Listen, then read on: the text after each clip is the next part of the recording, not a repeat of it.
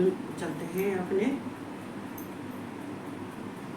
भगवान कृष्ण के धाम चलते हैं, उनकी नगरी में चलते हैं। तो भगवान कृष्ण क्या कहते हैं, पहले हम उनका आह्वान करते हैं।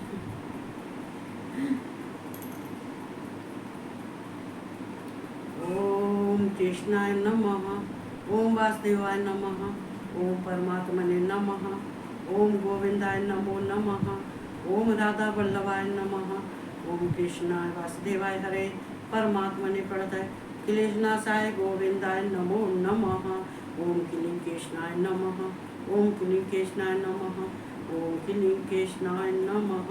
कृष्ण भगवान राधा रानी को मैं कोट कोट प्रणाम करती हूँ और उनकी स्तुति वंदना भी करती हूँ। संसार के जितने हैं सबको जय श्री कृष्ण और राधे राधे। तो हम चलते हैं अपने अपने प्रेमी के पास चलते हैं। और क्या, मुझे देखना पड़ेगा। तो हम चलते हैं, यहाँ सुनाते हैं।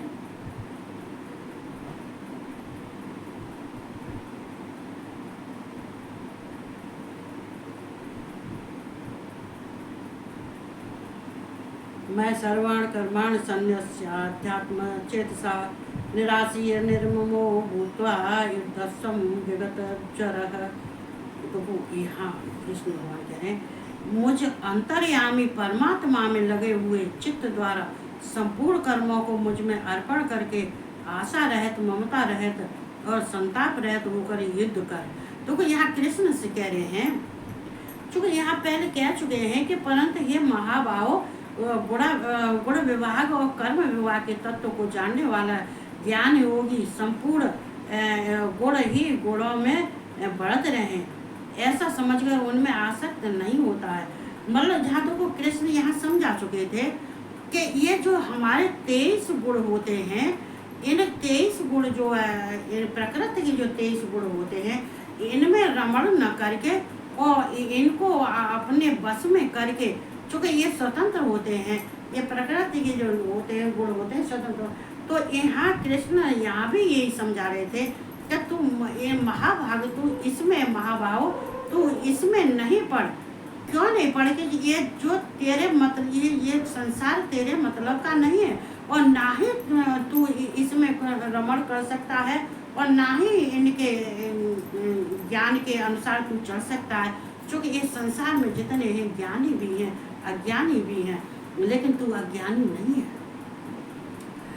तो मुझे अंतर्यामी परमात्मा में लगे हुए जो इंसान, देखो अब इंसान, अभी मैं इसमें बता रही थी, जो है तुम्हारे इसमें शिव पुराण में बता रही थी कि भगवान को बहुत तो क्या समझते हैं कि ये भगवान को ये साधारण मनुष्य समझते हैं, और ये संसारी मनुष्य समझते हैं, वो भगवान को अंतर्यामी नहीं समझते हैं, और कृष्ण को कभी जो है ये परमात्मा नहीं समझते हैं। ये सोचते हैं ये संसार में जो है ये मतलब कृष्ण ने जो अवतार लिया था, जन्म लिया था, तो यहाँ क्या सब लोग क्या समझते थे, ये साधारण मनुष्य है। और जो भगवान में लीन है तो वो कौन समझते थे, अरे ये तो भगवान है, ये तो कृष्ण गोलोकवासी है।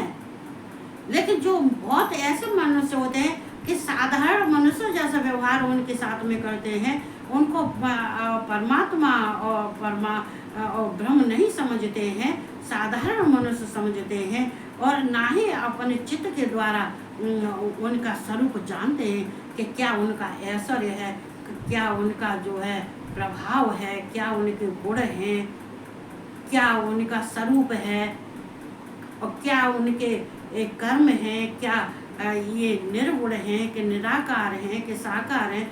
मतलब इस बारे में तो कोई जानता ही नहीं है। तो नहीं जानता है तो कहते थे यहाँ कृष्ण इसलिए अर्जुन से कह रहे हैं कि तू इस संसार में विमत करता है। संसार के प्राणी इतने बहुत ऐसे हैं जो मुझे ही नहीं जानते हैं, मेरे स्वरूप को ही नहीं जानते।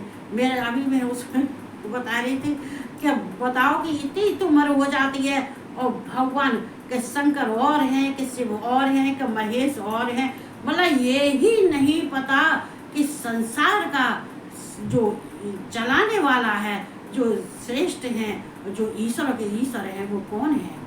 तो ये शिव और कृष्ण में कोई अंतर नहीं है, और ना ही कृष्ण में और शिव में और विष्णु में अंतर है। क्योंकि ये शिव पहले भी कह सके कि जो विष्णु तुम्हारा कोई आदर करेगा तो मैं उसको अपनी कृपा बरसाऊंगा, करुणा भी करूंगा, तो उसको ये फल भी दूंगा। लेकिन जो तुम्हारा अपमान करेगा और तुम में और मुझ में कोई फर्क समझेगा तो मैं उसको दंड दूंगा और उसकी पूजा स्वीकार नहीं करूंगा। तो यहाँ ये पहले कृष्ण कह चुके, तो यही कृष्ण कह रहे हैं कि यहाँ के लोग ये नहीं समझते कि ये ईश्वर है, कि ये भगवान है, अविनाशी है, ये परमात्मा है, परमेश्वर है। ना ही मेरे ऐश्वर्य को समझते, ना ही मेरे प्रभाव गुण को समझते, और ना ही मुझे सम्मान देते। तो भगवान कृष्ण अर्जुन से कह रहे हैं कि इस तरह का प्राणी तुम नहीं बन। वो जो अंतर्यामी परमात्मा लगे हुए, ये चित्त से, अपने चित्त से, अपने अंतःकरण से, ये नहीं अपनी बुद्धि से नहीं सोचते कुछ, चूंकि ये अज्ञानी है। तू ऐसा अज्ञानी मत बन। चूंकि अज्ञानी होते हैं वो ही अपने चित्त में अच्छी बातें नहीं लाते हैं, ना ही ईश्वर तत्व को जानते हैं। उनकी चित्त बुद्धि सही नहीं होती है। कहते हैं उनकी चित्त में आता है क्या? कुछ नहीं आता है। तो परमात्मा में लगे हुए चित्त द्वारा संपूर्ण कर्मों को मुझ में अर्पण करके, इसलिए तू अपने संपूर्ण कार्यों को और अपने कर्मों को और मुझ में अर्पण कर दे। सारे जितने कर्म हैं सब मुझको समर्पण कर दे। सब ये तू अपने ऊपर कोई भार मत ले। तू स्वतंत्र होके, आजाद होके तू कार्य कर। तेरा कार्य है युद्ध करना। तू अपने को देख, अपने को समझ, अपने को जो तू समझेगा और कार्य करेगा। चूंकि यहाँ पे देखो भगवान ने एक बात और कही है। ये भगवान कृष्ण कहते हैं, ये सबसे कहते हैं, अर्जुन को भी समझाते हैं कि ये वर्ण, धर्म, आश्रम, जात, समाज जो कुछ भी है, इसमें अगर कोई मुझे परमात्मा समझ के और अपने को समर्पण कर देता है, अपने सारे कर्मों को समर्पण कर देता है, तो मैं उसका उद्धार कर देता हूँ, उसको मैं मुक्ति देता हूँ। एक बात बताओ, ये हैं, ये शूद्र हैं, जो प्रारब्ध के कर्मों के अनुसार ही तो यहाँ आए। अरे क्या मालूम कि जो पहले ये ब्राह्मण होंगे, लेकिन ये इनके कर्मों से ये वैश्य होते हैं, कर्मों से शूद्र होते हैं, कर्मों से ब्राह्मण होते हैं। ये जो प्रारब्ध के कर्म है, उन्हीं से हमारा आगे का जन्म तय ये कृष्ण करते हैं। वो ही आगे का जन्म तय वो ही करते हैं जो हम प्रारब्ध में करके आए हैं, उन्हीं के अनुसार जन्म होता है। तो यहाँ पर कृष्ण कह रहे हैं कि मैं इस जात पात का और मैं इसका किसी का भेद नहीं मानता।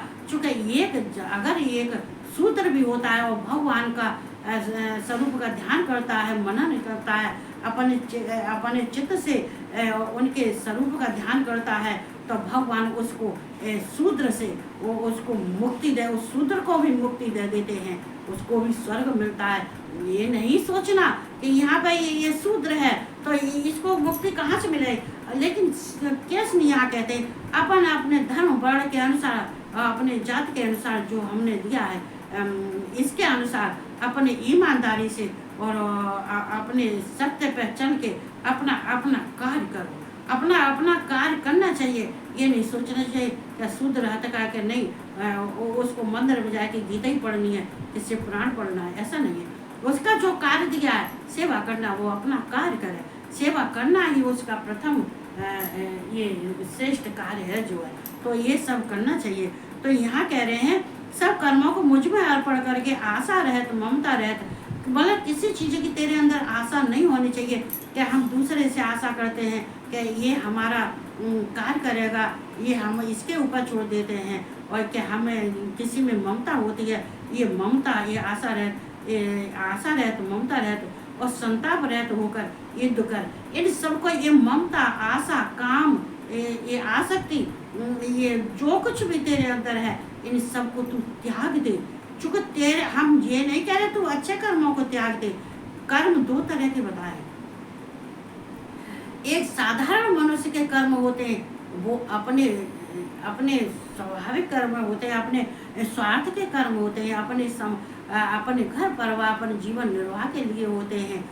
और जो है ये सकाम काम होते हैं, ये आसक्ति रहते होते हैं।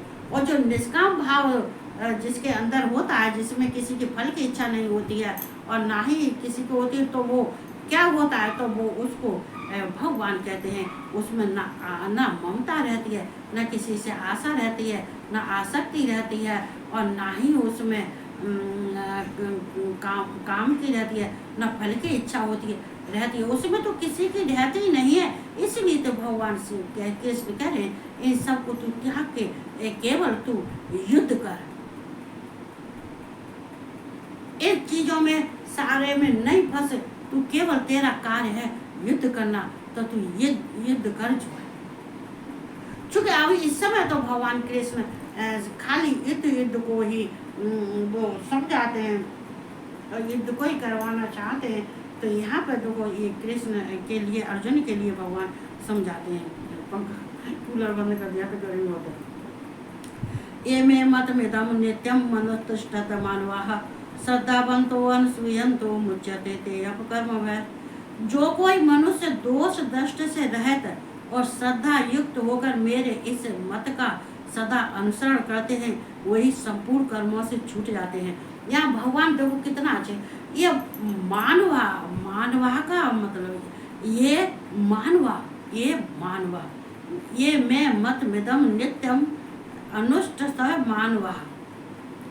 ये मानवा का मतलब जो है कि ये मतलब ये बहुवचन में चला जाता है, ये मानव एक वचन में चला जाता है। मानव जितने मानव हैं, जितने हैं इस संसार में, जितने मानव हैं, जो अपने धर्म के अनुसार ये आसक्ति और कर्म आसक्ति, ये सब काम भावना को, फलों को, इन सब को त्याग के जो मेरे स्वरूप का ध्यान करता है।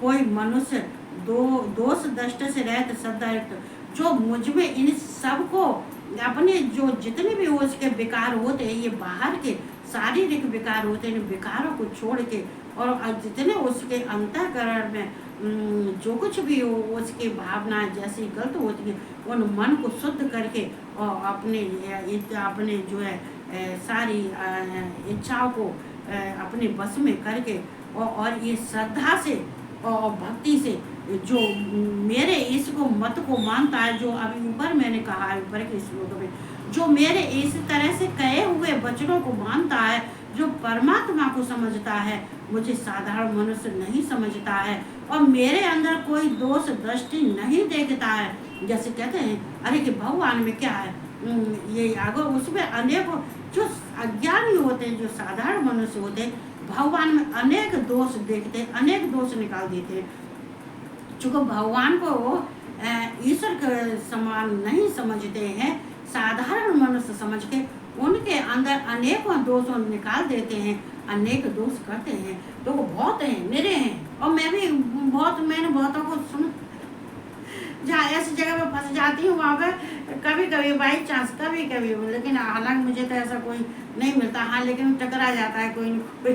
तो जो है, तो अगर भगवान में कोई दोष देखता है, दोष की दृष्टि से भगवान को देखता है, भगवान को जो है ये ईश्वर की तरह से नहीं देखता है, और ना ही उनकी समानता करता है, तो जो उनके भगवान के जो वो कहते हैं उनके वचनों पर नहीं चलता है, उनके मत को नहीं मानता है, और ना ही उनके कहे हुआ का अनुसरण करता है, करते हैं, मतलब कहता नहीं, करते हैं, जो मानवा बहुत वे भी संपूर्ण कर्मों से छूट जाते हैं। जो ऐसा नहीं करते हैं, जो मेरे अनुसरण पर चलते हैं, जो मैं कहता हूँ उसके अनुसार चलते हैं, जो मैं उनसे जो कुछ कार्य करने के लिए कहता हूँ, वो मेरे कार्यों को करते हैं, मेरे स्वरूप का ध्यान करते हैं, मेरा मनन चिंतन करते हैं, और अपनी इच्छाओं का दमन करते हैं, और अपने अंतःकरण में अपने कहते हैं कि ये प्रकृति के बंधन में न बन के